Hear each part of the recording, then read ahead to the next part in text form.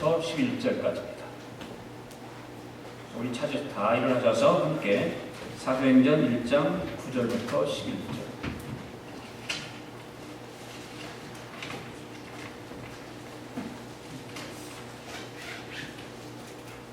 제가 중고일은 못 바꾸는데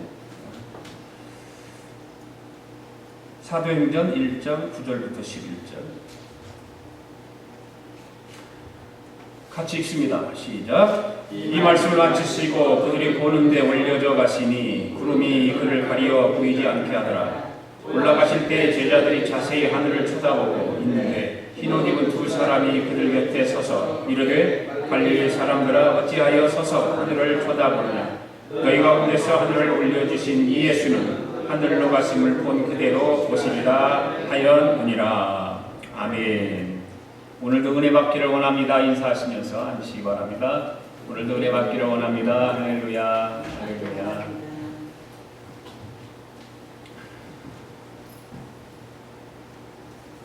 홍기현 집사가 기도했던 그 지난 26일 날 우리는 참으로 참다운 뉴스를 다 들었습니다.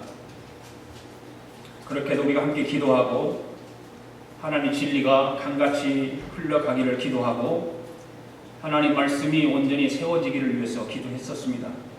그러나 우리의 기도와는 정반대의 결과가 우리에게 들려졌습니다. 저는 그날 아침에 뉴스를 다른 사람을 통해서 들었습니다. 그 소리를 듣고 정말 충격을 받았어요.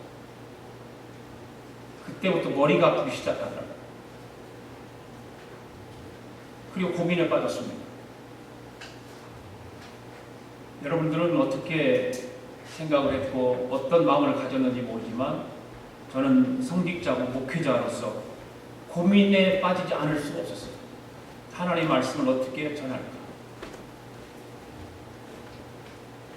세상에 이런 게 하나님 말씀을 어떻게 바르게 설교를 해야 될까? 어떻게 목회를 해야 될까?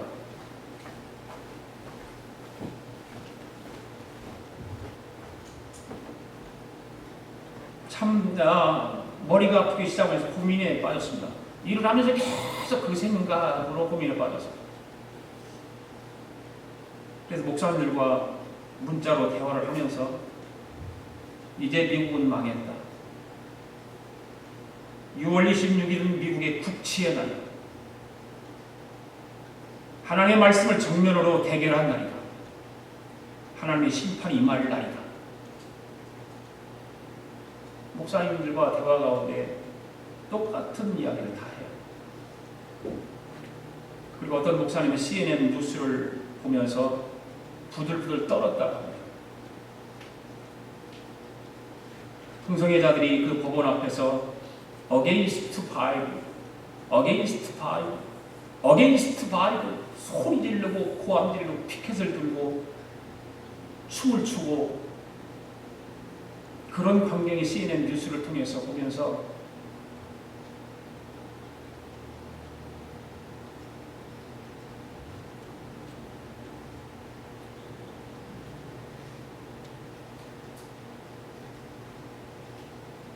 부들부들 떨었다.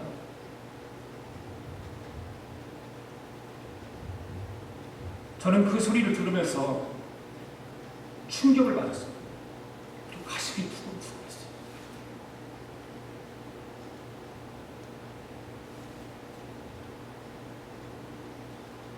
그 충격이 쉽사리 사라지지 않았어요.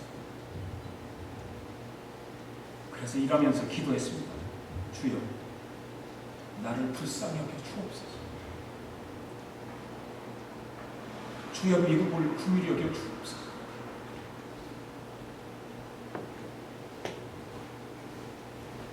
그렇게 일하면서 묵상으로 기도하는데 성령님께서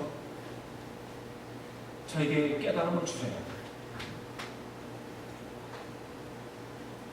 야, 한 사람, 지금 나의 자녀들이, 나의 백성들이 그와 같은 충격을 받지만 내가 이 땅에 다시 올 때 정반대의 결과가 있을 것이다. 지금은 너희들이 충격에 쌓여서 어찌할 바를 모르지만 내가 다시 심판의 주로 올 때면 그들이 커다란 충격에 쌓일 것이다 라고 하는 성령의 음성이 나한테 들렸습니다.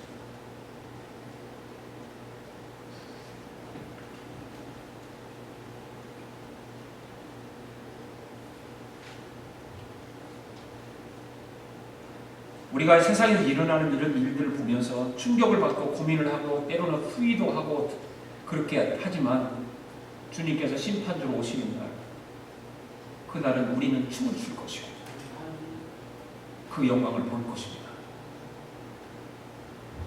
오늘의 세상 사람들은 지금은 춤을 추고 어게인스트 바이블 소리를 지르지만 주님께서 재림하시는 그날에 저들은 커다란 충격에 쌓일 것입니다.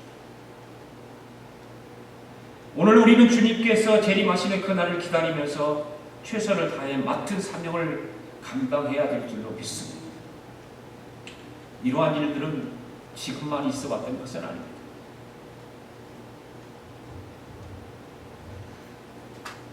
창세 이후에 하나님의 백성들은 고통을 겪어왔습니다.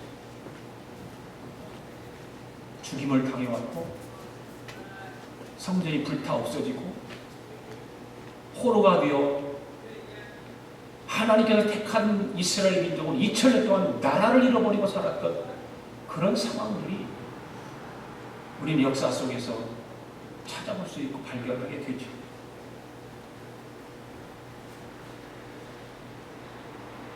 우리는 기독교 신앙 중에서 예수님의 대속과 부활을 빼고 나면 그 다음에 우리가 중요한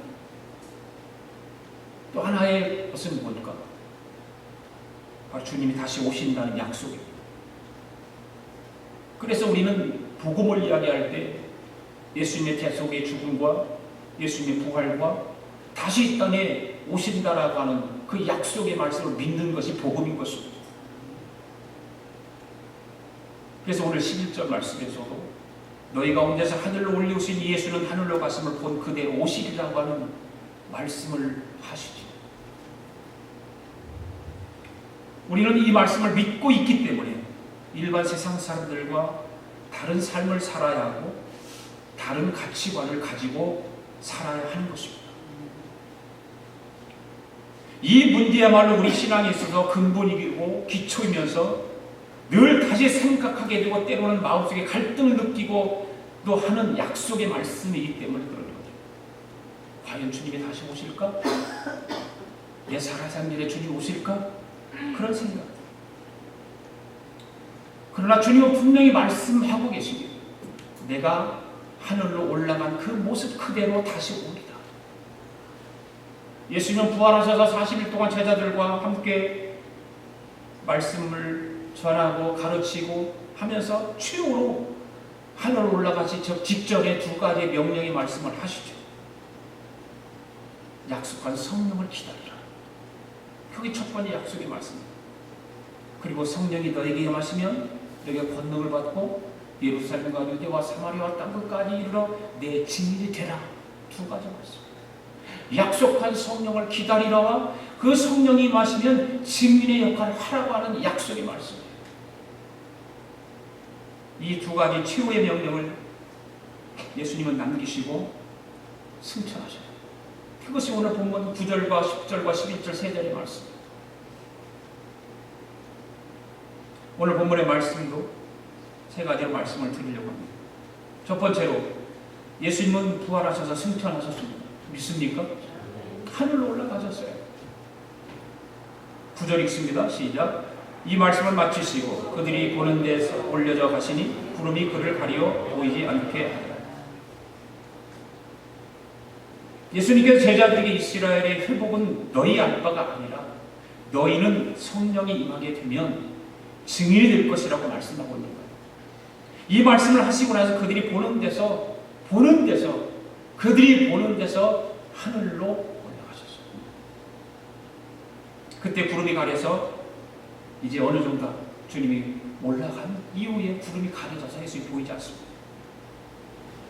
그래서 제자들은 계속해서 하늘만 쳐다보고 주님 올라가신 그 하늘만 쳐다보고 있는 것입니다.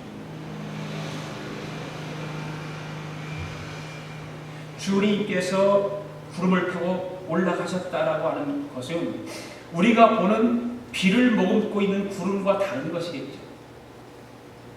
금방 소낙비라 내릴 듯이 구름이 가득 찬 그런 구름이 아니라고 생각합니다.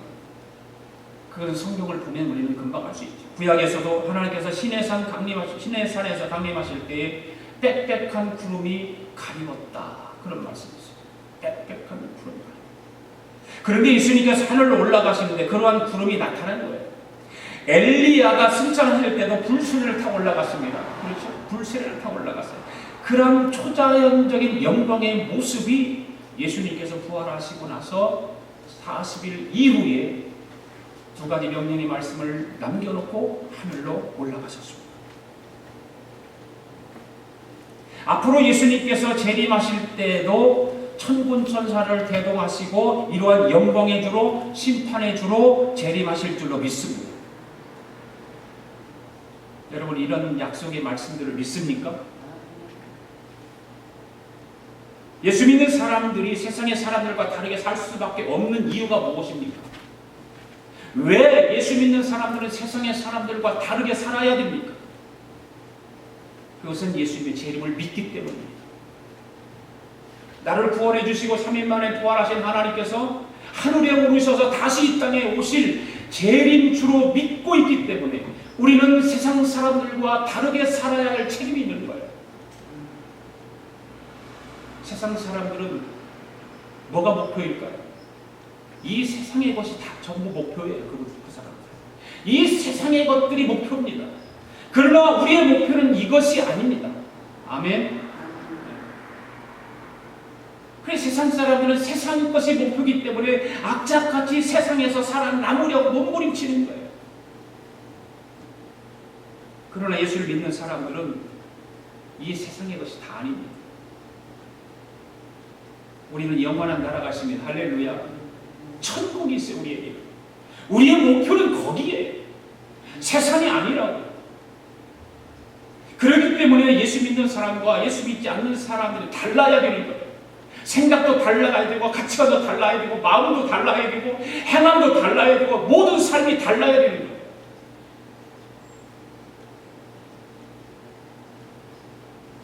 우리는 삶의 방향과 목표와 초점이 땅만 보는 사람들과는 달라야 되는 것입니다.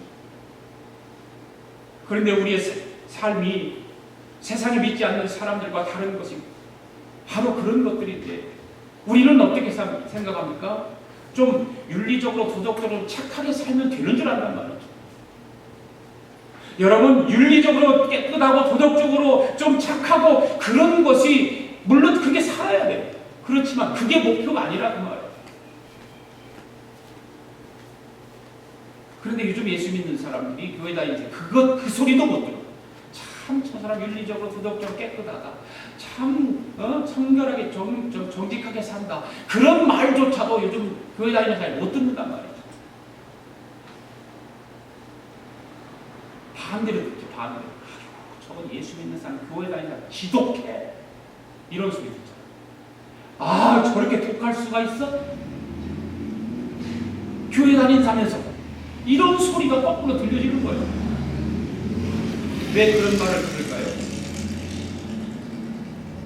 그것은 우리 모두가 예수 믿고 나서 이 세상을 떠날 생각을 하는 것이 아니라 예수 믿어가면서까지 이 세상에서 더 살아남으려고 몸부림치기 때문에 그런 거예요.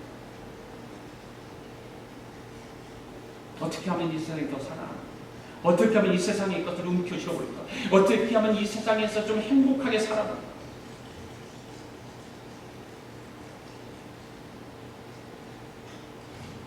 예수님은 부활하셔서 승천하셨어요. 할렐루야. 그래, 두 번째로 예수님의 승천을 목격한 사람들은 어떤 사람들일까? 바로 목격한 사람들이 있어요. 10절 말씀 시작. 올라가실 때 제자들이 자세히 그를 쳐다보고 있는데 흰 옷 입은 두 사람이 그들 곁에 서서. 할렐루야. 오늘 우리는 주님의 재림을 믿는다고 고백합니다. 그런데 말로만 믿는다고 하면서 행위로는 부인하고 있습니다. 말로는 예수님의 재림을 얘기해요. 고백합니다. 또 물어보면 대답도 합니다. 그런데 삶에서는 부정하고 살아간다는 말이에요. 오늘 여러분은 예수님의 재림을 믿습니까? 지금 여러분이 예수님의 재림을 믿는다고 고백하는 것은 성령이 여러분에게 임했다는 증거인 줄로 믿습니다. 이제 성령이 임하시면 뭐라고 말씀했습니까? 예수님이 명령하신 말씀, 증인이 되라는 거예요. 증인이 되라. 그런데 하늘만 쳐다보고 있어요. 지금 저는 하늘만 쳐다보고 있어요. 천사들이 지금 무엇을 하느냐는 것입니다. 너는 증인이 되어야 하는데 왜 하늘만 쳐다보고 있느냐는 거예요. 증인이 되는 것은 예수님께서 십자가에서 왜 죽으셔야 하셨는가, 바로 그걸 증거하는 거죠. 왜 죽었는가, 그리고 다시 오실 예수님이 그걸 증거하는 것이 바로 증인의 역할하는 거예요. 왜 죽으셨고 부활하신 거에 대해서, 왜 이 땅에 다시 오시는가에 대해서 우리는 증인의 역할을 해야 돼요. 예수님께서 하늘로 승천하시는 장면을 직접 목격하면서 보고 있는 사람들 가운데는 아마 놀라운 경이로움을 가지고 쳐다보는 사람도 있었을 거예요. 그리고 반대로 어떤 사람들은 아주 아쉽다, 아이고 주님 좀 더 옆에 있다가 좀 가시지, 내 곁에 좀 있다가 가시지, 나와 좀 함께 있다 가시지, 안타까운 아쉬움을 가지고 쳐다보는 사람들이 있었을 것입니다. 그 가운데는 약 한 500여 명이 있었다고 그랬어요.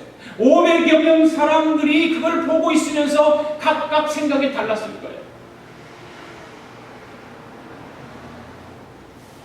그때 승천하시는 장면을 보고 있을 때 천사들이 뭐라고 합니까? 두 흰옷 입은 천사들이 오늘 11절 하반부에 보면 이르되 갈릴리 사람들아 어찌하여 서서 하늘만 쳐다보고 있느냐라고 말씀하고 있어요. 어찌하여 서서 하늘만 쳐다보고 있느냐.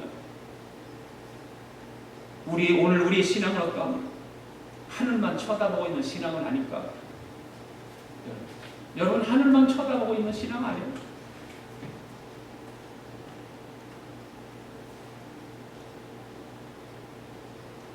성도는 예수님의 그 재림 신앙을 가지고 살아가는 사람들은 예수님의 재림을 기다릴 때 가만히 하늘만 쳐다보고 기다리지 말고 만민에게 복음을 전파하며 주님의 재림을 기다려야 될 줄로 믿습니다.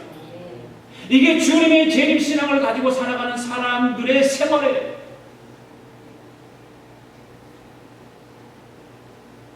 세 번째는 예수님은 본대로 그대로 오십니다. 할렐루야.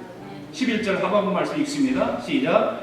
너희 가운데서 하늘로 올려오신 이 예수는 하늘로 가심을 본 그대로 오시리라 하였느니라. 아멘. 이 말씀에서 그대로 오시리라고 하는 그 말씀 가운데서 보면은 현상적인 의미하고 위치적인 의미가 동시에 우리는 발견할 수 있어요. 현상적인 의미는 뭐고 위치적인 의미는 무엇일까? 현상적인 의미는 주님께서 재림하실 때 구름 타고 구름을 뚫고 승천하신 것처럼 다시 이 땅에 오실 때도 구름 타고 오신다는 의미잖아요. 그렇죠? 현상적인 의미예요. 예수님께서 그렇게 말씀하고 있어요. 내가 간 그대로 올 것이다. 데살로니가전서 4장 16절 17절 말씀 한번 읽어볼까요? 시작. 주께서 호령과 천사장의 소리와 하나님의 나팔로 친히 하늘로 쫓아 강림하시리니 그리스도 안에서 죽은 자들이 먼저 일어나고 그 후에 우리 살아남은 자도 저희와 함께 구름 속으로 끌려올려 공중에서 주를 영접하게 하시니 그리하여 우리가 항상 주와 함께 있으리라.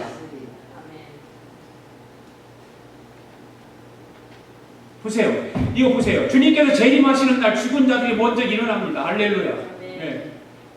그리고 현재 살아있는 자, 바로 저와 여러분들이 저들과 함께 공중으로 올라가 주님을 맞이하게 될 줄로 믿습니다.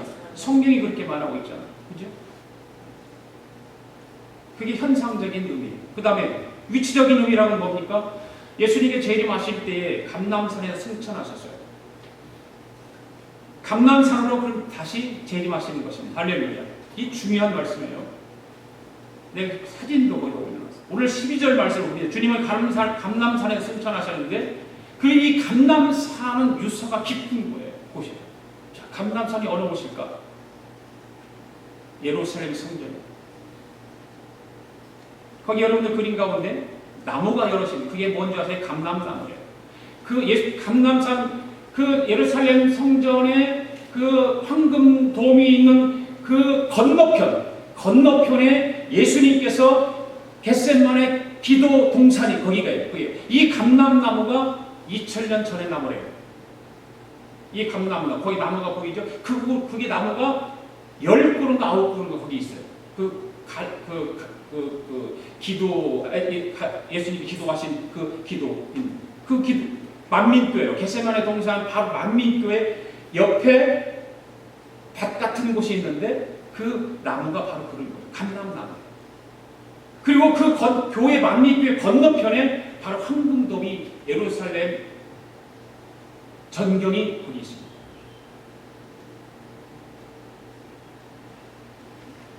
그게 감람산이에요. 그래 감람산에서부터 예수님이 재림하신 거예요. 재림하신 예수님께서는 다시 이 땅에 그 감람산으로 오신 거예요. 바로 이슬람의 성전의 황금사원이 바로 이곳에 있어요. 유대인들은 저기 못 들어가요. 기독교인들도 못 들어가요. 이슬람 사람들만 들어가요. 빼앗긴 거죠. 이슬람 사람이. 그래서 성경학자들은 이슬람 성전이 황금사원이 무너져야 예수님이 재림하신다라고 이야기를 하고 있어요. 왜냐하면 예수님이 회교 성전 위로 재림하실 리가 없잖아요. 그렇잖아요. 이제는 언젠가 이슬람 성전이 무너지고 그곳에 제3성전이 세워진다는 신문 보도가 나오면 그때 예수님이 오실 가능성이 많은 거예요. 저도 그걸 믿어요. 그렇게 되면 엄청난 대가를 치러야 되겠죠. 좀 심하게 이야기하면 3차 대전이 일어날 가능성도 배제할 수 없는 거예요. 그처럼 성경에는 주님의 재림과 관련된 여러 힌트가 있어요. 그런 힌트를 가지고 주님이 재림하실 장소와 모습 그리고 재림의 때와 관련된 여러 가지 상황 등을 자세히 알면 좋겠지만 사실상 그런 사실이 그다지 우리가 신앙생활하는 데는 뭐 중요한 건 아니에요. 진짜 중요한 것은 반드시 주님이 재림하신다는 것입니다. 할렐루야. 그것을 믿는 거예요. 반드시 주님은 재림하셔요. 주님의 재림의 약속은 최종적인 승리의 약속입니다. 할렐루야. 누구와의 약속입니까? 믿는 자들과 약속이에요. 그리고 믿지 않는 자들과도 약속이에요. 심판이니까. 그런데 오늘 여러분들이 먼저 기억할 것은 예수님의 초림과 재림에 대해서 좀 알아야 된다는 말이죠. 주님의 초림은 공개적으로 오셨습니까? 숨어서 오셨습니까? 숨어서 오셨습니다. 사명 때문에 주님의 영광된 모습을 감추고 오신 그 일들을 우리는 알아야 됩니다. 초림 중에 가장 중요한 주님의 맡으신 사명은 구원이었습니다. 할렐루야. 요한복음 3장 17절 말씀 읽습니다. 시작. 하나님이 그 아들을 세상에 보내신 것은 세상을 심판하려 하심이 아니요 저로 말미암아 세상의 구원을 받게 하려 하심이다. 예수님의 초림은 구원의 목적이었습니다. 누구든지 믿는 자는 구원 얻을 것이다. 누구든지 주의 이름을 부르는 자는 구원을 얻을 것이다. 초림의 주님은 심판하러 오시지 않고 구원하러 오셨습니다. 할렐루야. 여러분들이 학교 다닐 때 시험을 보았을 때, 시험을 볼 때 시험지를 나눠주는 선생님은 안 무서워요. 안 무섭잖아요. 지금 뭐 금방 끝장내는 사람이 아니기 때문에, 운명을 결정하는 사람이 아니기 때문에. 시험지를 나눠주는 사람은 우리에게 가능성과 변화시킬 수 있는 여지를 주는 사람이에요. 그러나 합격자 명단을 발표하는 사람들은 이제 끝인 거죠. 그렇죠? 끝이에요. 바로 초림과 재림 차이는 바로 그거예요. 초림의 가장 큰 내용은 구원을 얻는 것이기 때문에 시험지를 우리에게 나눠주러 오시는 바로 그분이라고 말이죠. 시험지를 우리에게 나눠주러 오시는 분이 그분이에요. 초림이에요. 그래서 시험지를 나눠주러 오시는 선생님같이 이제 우리에게 영혼을 준비하게 하고 그 그 문제에 대해서 우리에게 권고하시고 우리에게 시간을 주시고 우리에게 기회를 주시는 거예요. 이해가 가십니까 여러분? 아멘. 그래서 그때는 겁을 주러 오시지 않았는 거예요. 겁 주러 오신 주님이 아니에요. 그러게 감춰진 모습으로 오셨어요. 초림의 예수님은 심판의 칼을 감추고 오셨기 때문에 사람들은 그를 몰랐습니다. 이사야서 53장 1절에 3절 말씀 읽어볼까요? 시작. 우리가 전한 것은 누가 믿었느냐? 여호와의 팔이 누구에게 나타나느냐? 그는 저 앞에서 자라나기를 연한 순 같고 마른 땅에서 낳고는 뿌리 같아서 고운 모양도 없고 풍채도 없습니다. 우리가 보기에 흠모할 만한 아름다움이 없도다. 그는 멸시를 받아 사람들에게 버림받았으며 간고를 많이 겪었으며 실고를 하는 자라 마치 사람들이 그에게서 얼굴을 가리는 것 같이 멸시를 당하였고 우리도 그를 죄히 여기지 아니하였도다. 바로 이것이 초림 때의 예수님의 모습이고 예수님의 특징이에요. 그러나 재림 때는 달라요. 큼도 없고 연한 숯같이 오신 예수님이지만 재림 때는 다르다는 걸 알아요. 이제 다시 오실 때는 우리에게 나눠준 시험지를 채점하고 오십니다. 다 그분 앞에 설 거예요. 시험지를 들고 다 수고했을 거예요. 초림 때는 공부 잘하는 사람이나 못하는 사람에게 구별 없이 똑같이 시험지를 주었지만 이제 채점을 해서 합격자와 불합격자를 나눌 때는 똑같지 않다 그 말이에요.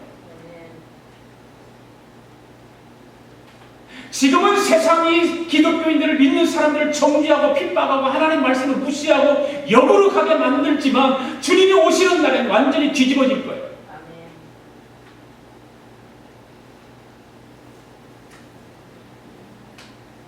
요한계시록 1장 7절 말씀 봅시다. 시작. 볼지어다 그가 구름을 타고 오시리라. 각 사람의 눈이 그를 보겠고 그를 찌른 자들도 볼 것이요 땅에 있는 모든 족속이 그를 말미암아 애국하리니 그가. 여러분 주님이 오시는 때는 바로 이렇게 오셔요. 주님이 오실 때는 각 사람이 눈이 그를 보고 그를 찌른 자들도 볼 것이고 땅에 있는 모든 족속이 그로 말미암아 애곡할 것이다. 말씀하고 있습니다.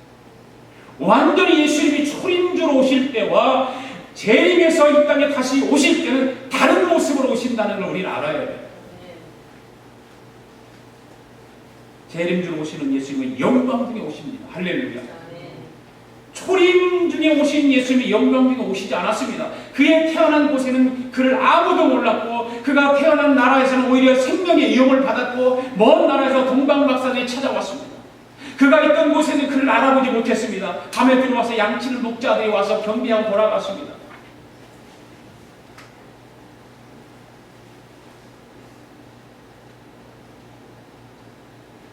주님을 찾아가는 것이 이익을 주는 것도 아니었고 복종해야만 되는 권세 앞에 굴복을 요구하지도 않았어요. 그러나 이제 그가 다시 오실 때는 그를 찌른 자들도 그를 알아본다. 그렇게 말씀하고 있어요.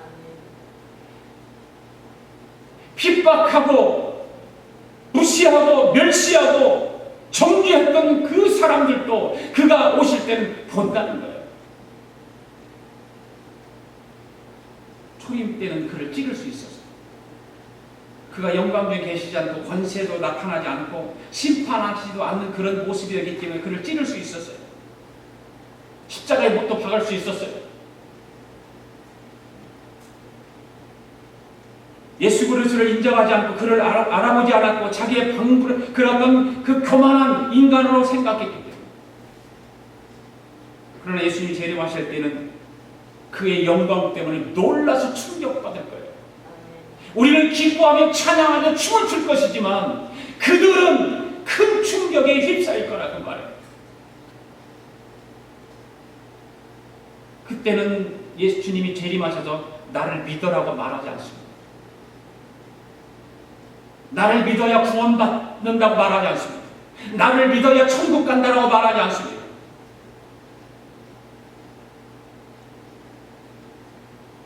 마태복음 24장에서 말세의 징조들을 말하고 있죠. 한번 읽어볼까요? 24장 4절로 시작. 예수께서 대답하여 이르시되 너희가 사람의 미혹을 받지 않도록 주의하라. 많은 사람이 내 이름으로 와서 이르되 나는 그리스도라 하여 많은 사람을 미혹하리라. 우리는 그래서 미혹받지 않도록 주의해야 돼요. 세상에는 사이비들이 많아요.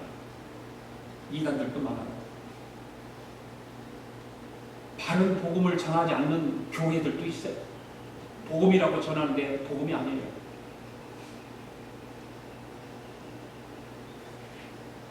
그리고 자기를 예수님이라고 미혹하는 거예요. 그 다음에 23절부터 27절 시작. 그때 사람이 너희에게 말하되 보라 그리스도가 여기 있다 혹은 저기 있다 하고 믿지 말라.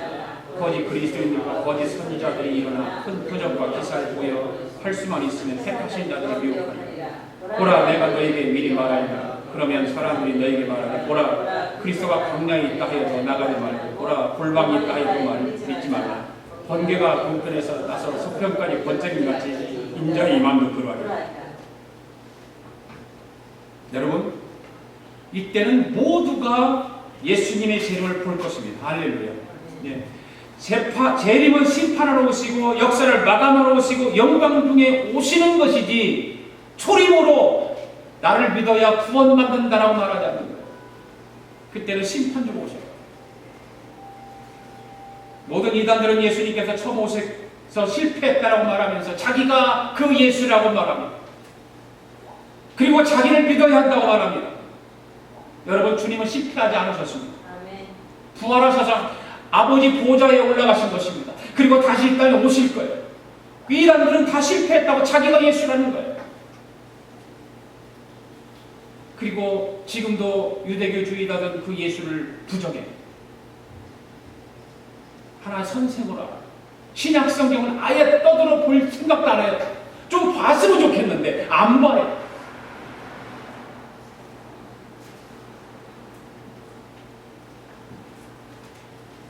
주님은 지금 아버지 보좌에서 우리의 시험지를 채점하고 계실 거예요. 할렐루야. 채점하고 계십니다. 우리는 이걸 알아야 돼요. 정신을 차리고 알아야 돼요. 지금 주님께서 저와 여러분에게 주어진 기회를 낭비하지 말아야 돼요. 그리고 무섭고 떨림으로 긴장되게 주님이 다시 오심을 기다리고 살아가야 돼요. 사람들은 말세, 종말 2000년 전에도 종말이 있었어요. 말세가 있었어요. 그때 변명은 통하지 않습니다. 어떤 변명도 통하지 않습니다. 어떤 이유도 통하지 않습니다. 우리가 믿는 예수 그리스도를 우리가 믿는 기독교적 신앙을 가지고 그것을 정신적인 어떤 훈화 정도로 생각하고 마음의 교양으로 생각한다면 착각입니다. 예수 믿는 건 어떤 정신적인 훈화가 아니에요. 마음의 어떤 교양이 아니에요. 사람들은 교회 다니면서 좀 그런 정도로 생각하고 교회 다니고. 여러분 실력 있는 사람은 그 실력을 시험지에 쓰죠. 그렇죠? 시험지에 써요. 실력 있는 사람은 써요. 그와 마찬가지로 주님의 재림을 믿는 사람이라면 우리의 삶의 변화가 있어야 될 줄 믿습니다. 저는 여러분이 실력 있는 사람으로 믿습니다. 시험지를 잘 쓸 줄로 믿습니다. 그렇게 내 삶을 바꿔놓지 않고 우리를 그렇게 움직이지 않게 한다면 너희가 본 그대로 오리라고 하는 말의 뜻이 무엇인지를 모르는 사람이죠. 예수 그리스도를 믿는 사람과 예수 그리스도를 믿지 않는 사람의 차이는 뭡니까? 예수님을 알고 모르는 것 차이죠. 쉬워요, 어려웠나? 차이는 간단해요. 예수님을 아느냐, 예수님을 모르느냐, 예수를 믿느냐, 예수를 믿지 않느냐, 그 차밖에 없습니다.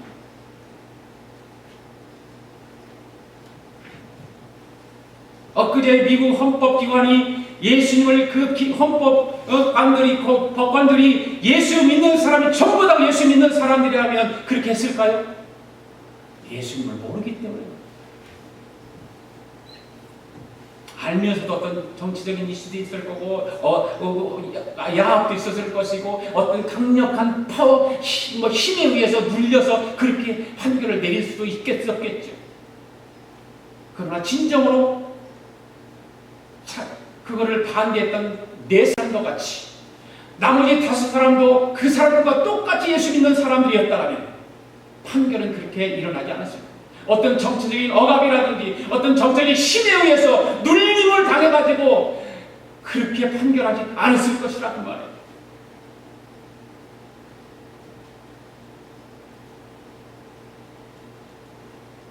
저는 옛날에 다른 곳에서 목회할 때 신천지 때문에 생명 걸고 싸워왔어요. 나를 죽이겠다고 찾아다녀. 하나님의 진리가 바르지 않는 것은 아주 강하게 반대를 해야 되는데 미국에서 수당하고 꼼짝을 당합니다. 수당에서 들어가면 어때요? 진리를 바로 세워가는 일에 그 일을 하는 많은 목회자들이 그게 두려운 거예요. 수하면 끝나. 그렇게 두려운 목표를 왜 합니까?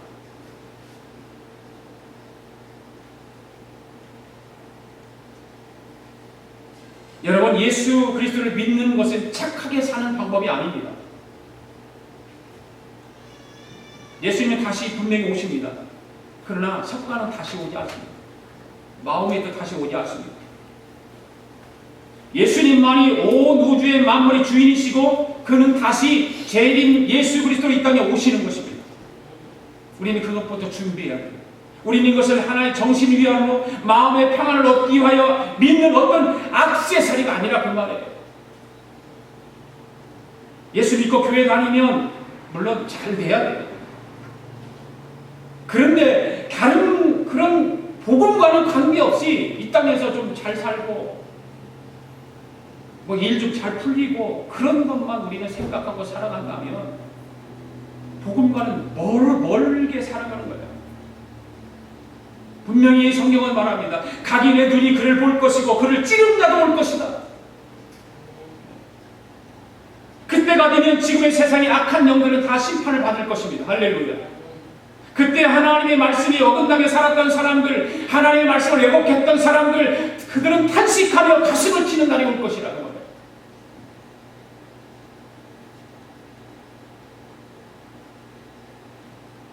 누가복음 17장 26절 30절 말씀을 읽겠습니다. 시작. 노아의 때에 된 것과 같이 인자의 때도 그러하리라. 노아가 방주에 들어가던 날까지 사람들이 먹고 마시고 장가들고 시집가더니 홍수가 나서 그들을 다 멸망시켰으며 또 롯의 때와 같은 사람들이 먹고 마시고 사고 팔고 시집짓고 집을 짓더니 롯이 소돔에서 나가던 날에 하늘로부터 불과 유황이 비오듯이 하여 그들을 멸망시키느니라. 인자가 나타나는 날에도 이러하리라. 노아의 사건을 통해서 주님이 다시 오시는 그 예표적인 모습을 보여주시는 거거든요. 노아 홍수 때와 같이 주님께서 오시는 때에도 세상 사람들은 주님의 오심에 대해서 준비가 없을 것이라는 거죠. 똑같을 거예요. 그리고 사람들은 옳고 그름을 분별하지 못할 것이라는 것입니다. 그는 장가갈 것이고 시집갈 것이고 먹고 마시는 일, 사고 파는 일, 심고 거두는 일에만 몰두할 것이라는 것입니다. 이런 일을 하지 말라는 뜻이 아니에요. 그럼 왜 이것이 문제일까? 거기에 빠지면 그것밖에 모르기 때문에 그러는 거예요. 그것밖에 모르기 때문에. 그것이 내 인생의 전부인 것 같이 생각을 하기 때문에 그러는 거예요.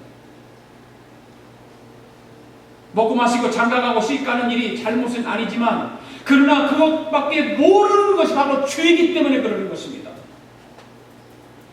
영원한 나라를 준비하지 않고 있다는 것이 바로 그런 거예요. 그것밖에 모르는 사람들은 그 영원한 나라를 준비하지 않아요. 그 영원한 나라를 위해서 근심하거나 염려하거나 걱정하지 않아요. 그래서 주님 마태복음 6장 33절에서 말씀하십니다. 너희는 먼저 그 나라와 그 일을 구하라. 그리하면 이 모든 것을 너에게 더하시리라. 네. 말씀하시는 거예요.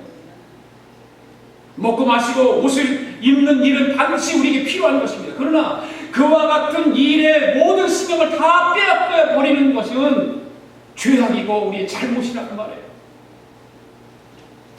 우리 더 중요한 것과 덜 중요한 것을 깨닫고 준비해야 될 줄을 있습니다. 어떤 것이 덜 중요하고 어떤 것이 더 중요하고 그건 분별할 줄 알아요. 이제 우리의 신앙을 점검해 볼 때가 되었습니다. 주님이 언제 오실는지 모릅니다. 그러나 반드시 오십니다. 이것은 제가 여러분을 협박하는 게 아니에요. 성경이 말씀하고 있어요. 하나님께서 주님께서 말씀하고 있는 거예요. 목사가 강단에서 좀 큰 소리치고 그러고 협박한다라고 얘기하는 사람들이 있더라고요. 없는 게 아니라 절대 협박하는 게 아니라 하나님 말씀이 그렇게 전하라고 하고 있어요. 남아있는 시간이 얼마 남지 않았다고.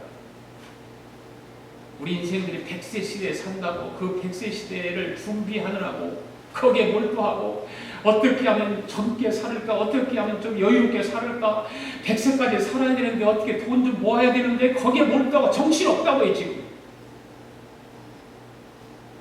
그런데 그러다가 주님 오시면 끝나는 거예요. 끝이에요. 나를 찌르는 자들도 볼 것이고 나를 협박한 자도 볼 것이고 나를 모른다고 한 자들을 볼 것이고 나를 믿는다고 하면서도 엉뚱한 짓 하는 사람들도 볼 것이고. 그럼 우리는 어떻게 살아야 할까요? 어떻게 신앙생활하고 이 땅에서 크리스찬답게 살아야 할까? 성경이 가르쳐주고 있잖아요. 열처녀 비유를 통해서 가르쳐주고 있지 않습니까?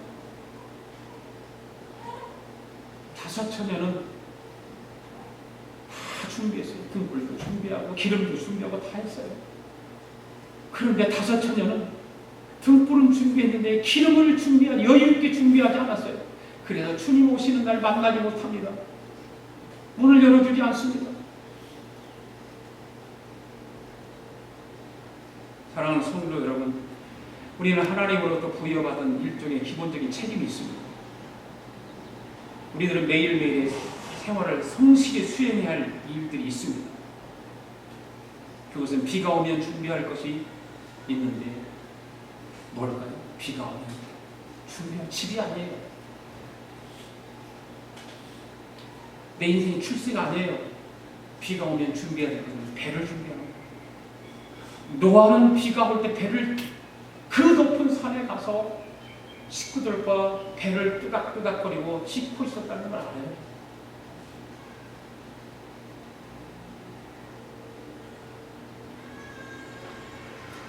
노아는 방주를 지금 짓건데 세상 사람 밥 깔고 씨 뿌리고 시집 가고 장가 가고 집 짓고 사고 팔고 난리가 난 거예요.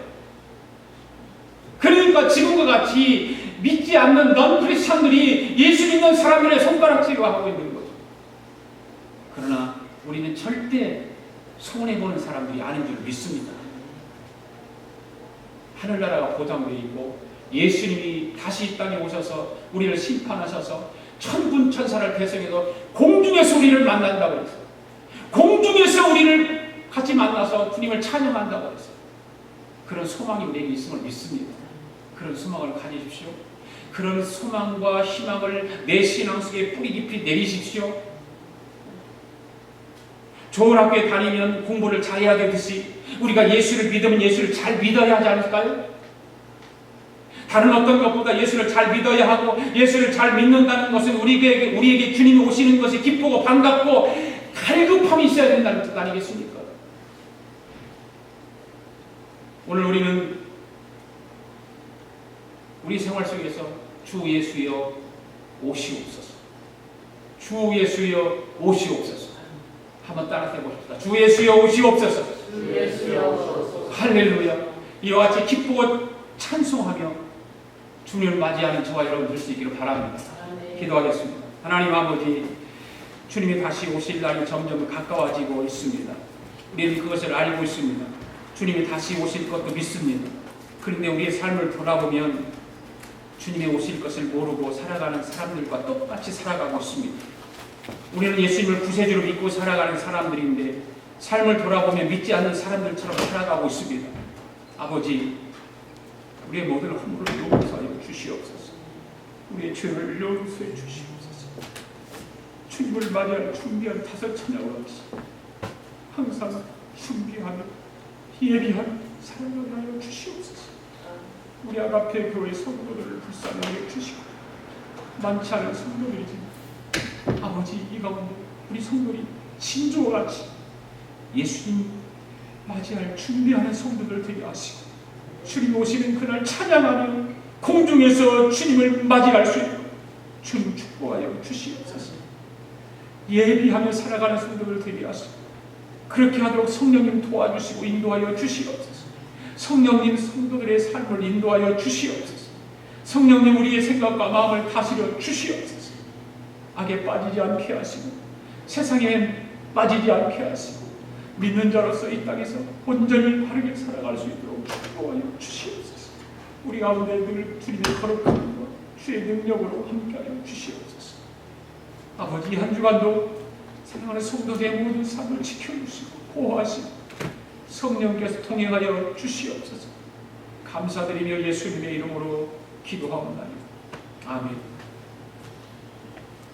다 일어나셔서 주님 다시 오실 때까지 찬양합니다.